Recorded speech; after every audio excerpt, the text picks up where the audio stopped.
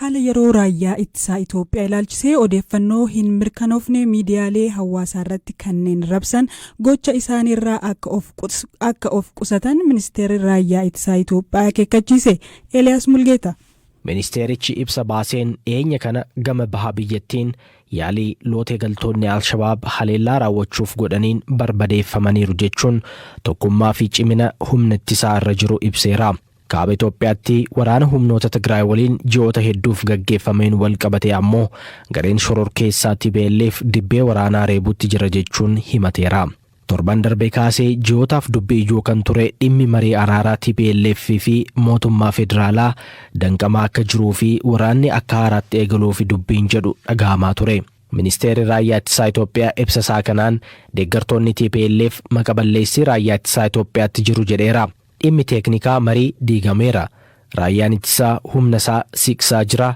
Raayyaan ittisaa meeshaa gurguddaan nu haleelaa jira. Caasaa isaa eegee ajaja kennameen haleellaan raawwatamaa jira yaadni jedhu miidiyaalee hawaasarra naanneeffamaa jira jedheera ibsi ministeerichaa. Miidiyaaleen biyya alaas akkasitti gabaasaa jiru jedhee miidiyaaleen biyya keessaa gareenii fi fayyadamtoonni miidiyaalee hawaasaa himannaa diigaa ta'e kana wal harkaa fuudhanii hafarsaa akka jiran hubanneerra jedha. Haala qabatamaa waraanni biyyattii irra jiru akkuma amma dura barbaachisaa yeroo ta'etti ni ibsana jechuunis namoonni odeeffannoo hin mirkanoofne waa'ee raayyaa ittisa biyyaa Itoophiyaa qoodan gocha isaaniirraa akka of qusatan akeekkachiiseera. Beekanis ta'e osoo hin beekin gabaasa burjaajessaa barbaachisaan taanee fi kan isaan hin ilaallanne qaamoleen miidiyaa hawaasaa raabsaa jiran gocha isaaniirraa akka of qusatan cimsinee akeekkachiifna jedhe ibsichi. Waraana waliin Itoophiyaa erga eegalee ji'oonni 20 ol lakkaawaman kana xumuruuf tattaaffii godhamuuf mootummaan Itoophiyaa garee marii irratti hirmaatu ijaaree qajeelfama marii araaraa kana ilaallatus qopheessuu ibseera. Akkuma mootummaa Itoophiyaa mariif qophiidha kan jedhu TPLF gamasaan marichi jaarsummaa gamtaa Afrikaan gaggeeffamuun isaa akka san gammachiifne ibsa. Humnoonni Tigraay adda waraanaa garaagaraatiin raayyaan ittisaa Itoophiyaa haleellaa nurratti banii jedhanii yeroo himatan mootummaan Itoophiyaa gamasaan himannichi marii nagaa irratti hirmaachuu jalaa miliquu fi himannaa sobaa dhiyaate jechuun fudhatama dhabsiiseera.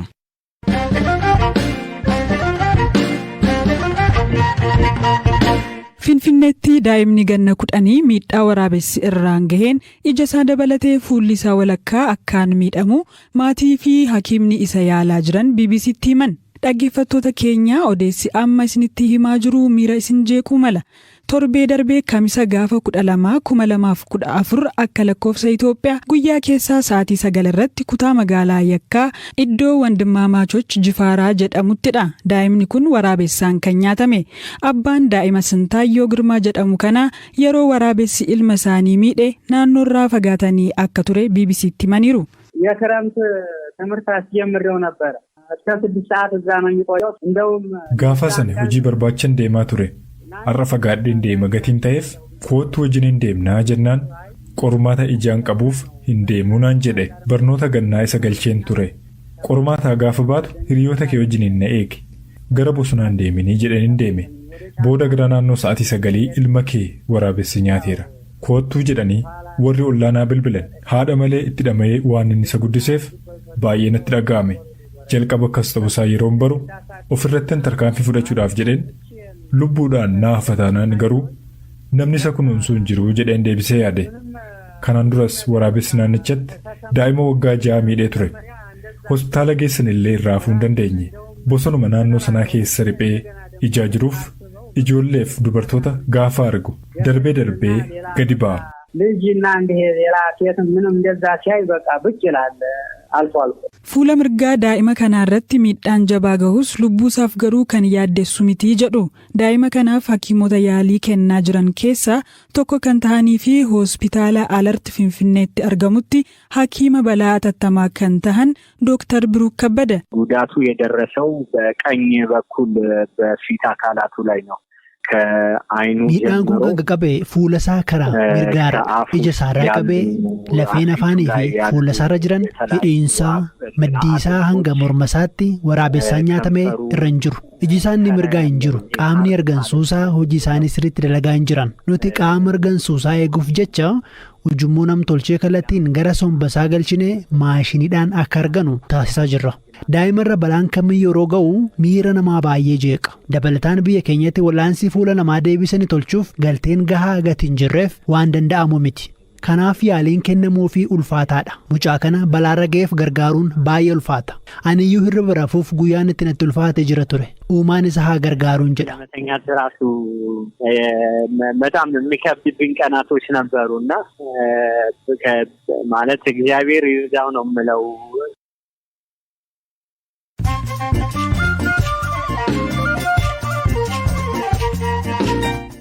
odeessaalee gaggabaaboon isinitti miseensi poolisii federaalaa waayila isaa dabeessanaan jedhe sababa jedhuu fi waayila dubartii biraa tokkos qawween ajjeese hidhaa umriin guutuun adabamuu ministeerri haqaa himeera.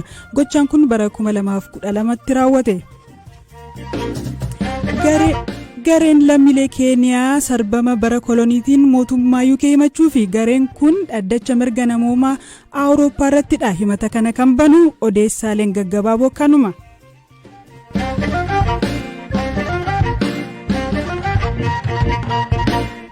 Oduu keenya guyyaa kaleessan godina Booranaatti namoonni kumaatamatti lakkaa'amanii fi sababa hongeen hammaachuun qeerraa buqqaanii aanaa dubluqitti qubatan isinitti himnee turre. Jiraattonni godinichaa 7,000tti siqan sababa qabeenyi harkaa dhumeef jecha aanaalee 5 dhiyoo jiran irraa dhiyeenya magaalaa dubluqitti qubatanii jiraachuu gabaafneerra. Gama biraatiin lammiileen rakkoo hongee kun nu yaaddesseeraa jedhan kaka'umsa ofiin akkaawuntii baankii waliin banuun beessee walitti qabaa jiru.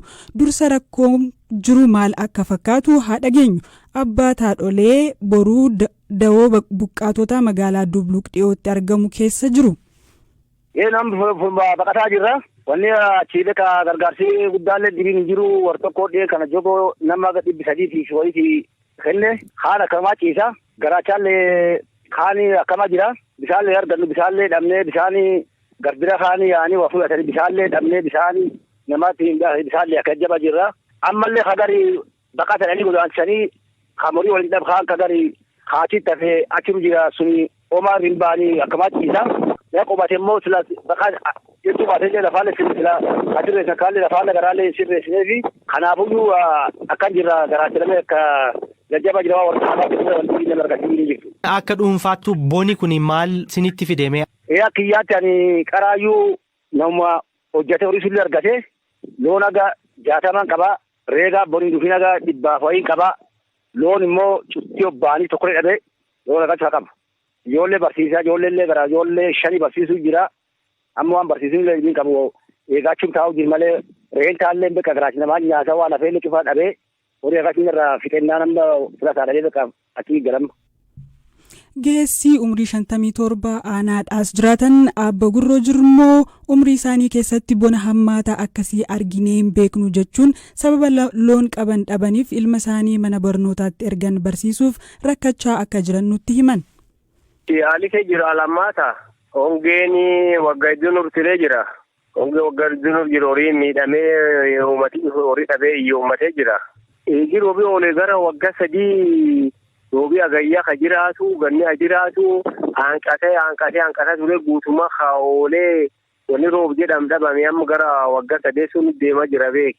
Anu akka dhuunfaa kiyyaatti wanni wal fakkaataadha. Loon duri gara loon 60 haa qabu dhabee yabbiyyee gara 4 nabir jira. Yabbiyyeen kaanii kulleen harka namaatiin jiraata. Gaari biraan qabu reediqoo tokko qaba. Reetaallee nyaatee fixee jira.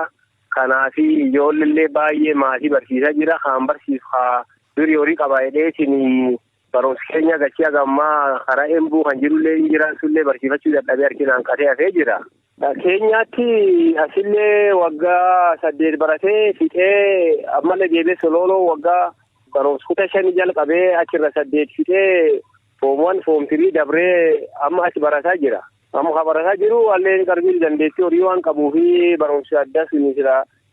Yaalchisaa jedhee amma Foomtirii jennaan amma baay'ee baasillee achi maatiin kophananiiti isallee baasiin hin barbaaddi armaafi goddanyin jirullee mooyarfa kakadhataa kanaanan foomtirii dhaqqabsiisee duuba itti fufuu dadhabee amma jeeqamaa jira mataa keeyyattu. Amma beekii aniin yoo mootummaa yaalii godhee si gargaar malee gar moonaa uumaa hin jiranii isaallee tibee jira.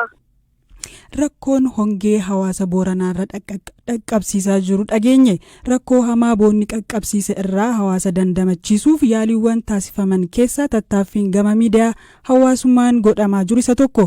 Hayyuun aadaa Booranaa Abjaatanii Didaa kanneen qarqaarsa walitti qabamu qindeessaa jiran keessaa tokkodha. Waayilakoo Eeliyaasitu dubbise.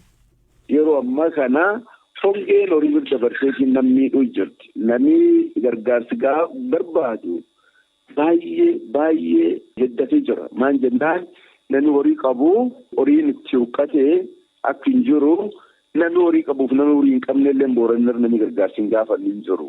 Walirra wanni qabaatuuti malee. Haa ta'uuti immoo namni jaarrotii fa'aan ijoolleen aadaaf abbaa hin qabne warri garmalee rimootii dheeraa jiru. Isaati ammaan tana nam garmalee gaaffii eeggaleetti jira. Kadu'eellee hedduu hin himamaa. Immoo kaduu dabree jira kajiru akkamii dhaqqabnu waan jedhaatiin sochiin kun jalqabame. Yaadi kun ka'uu jenneetiin akkawanti sana akkasii hin banne. Yoo akkawanti sun banne ammaan tan qashiin akka sagalaa jirti. Har'a bare hongeen ammaan kan jalqabde jechuun waggaa irraa itti fufuu dandeessu. Bukkaan roobii agayya kan fuulkeen dura kunini. Indikeetorooti gargaraa tagaa maadaatiin jirtuuf tagaa meteoroloojii biyyoolessaatiin jirtulleen bukkaa agayyan diqqeessiti. Ammuma uummatii adoo ji'a aaressi waggaa haaraa kan jalin qabinu amman tana gaaffii eeggalee jira. Roobii agayya kan fuuldura hin jiru. Jiraatullee xiqqaan sun immoo uummata akkaan miidhamu kan dandamachiisuu hin danda'u. Fuulduraaf ammoo ammallee roobii gannaa achi gulfagoo jira. Jidheeraaf uummati amman tan rakkoo eeggaluu danda'a. Namni jidheeraaf rakkoo fuuldura eegatti suni yoo guyyaa tokko dhaqanii kiiloo 4 kiiloo 5 kan dur buusanii gad deebi'an wanti kaan namni hundoortu. Waan guyyaa tokko taati nummuu hammi dandeenyutu uummata rakkataa akkasii uummata qaamni miidhamaa ta'eefuu qabeenyi hin qabu akkasii rakkata walitti qabnee uummata akkasii walitti qabamne suni hagani caalaa itti fudhannee riskii fudhannee humnaan magaalaatti gadi finnee bakka tokkotti wanni goonee tolchinaa jechaa jirra. Bal'inaan makiina faanii aanaa tokko deemanii ollaa Boorana dhufanii itti raabsuu qofa don ta'inu nama ammaan tan akka dura jiru walitti finnee nam 10 taanaan nam 20 taanaan irratti deeggarsallee gaafachaa du'uu dhoorree har'a irraa boriitti hiikuu waan tokko namni silaa har'a nyaata dhabee qoonqoo nafaan goddeetiin ardu harmi irra ji tokko yoo umriin isaa dheeratee fi umriin iji tokko waan xiqqoo waan ta'iniif kan hojjanneeti waan akkasii yaadaa jirra jechuudha. Dargaggoo Roobaa Liibanis koree kana keessa jira. Agammaatti wanni waadaan akka malee guddaa namni galchiniillee hedduu wanni amma nu harka qabnu akaawuntii nu seene 2,889 fooyyee akkasi.